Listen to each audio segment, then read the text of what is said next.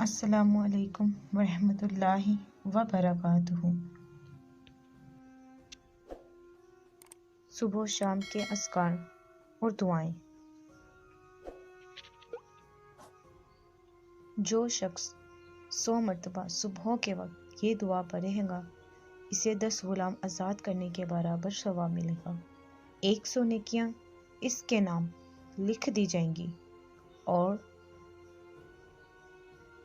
اس کے 100 گناہ مٹا دیے جائیں گے، اور ان الفاظ کی برکت سے اس دن شام تک وہ شیطان سے محفوظ رہے گا اور کوئی اس سے افضل عمل لے کے نہیں آئے گا۔ تاہم اگر کوئی شخص زیادہ دفعہ کہے تو وہ اس سے بہتر ہو سکتا ہے۔ دن بھر میں کسی بھی وقت 100 مرتبہ کون سی دعا پڑھنی ہے آپ نے؟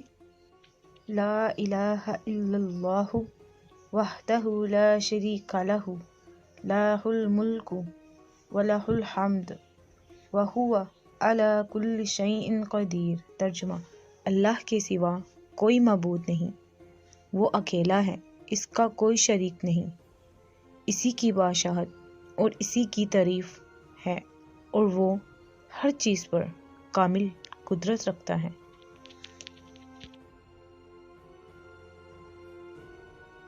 دین کی بات پھیلانا صدقہ جاریہ ہے۔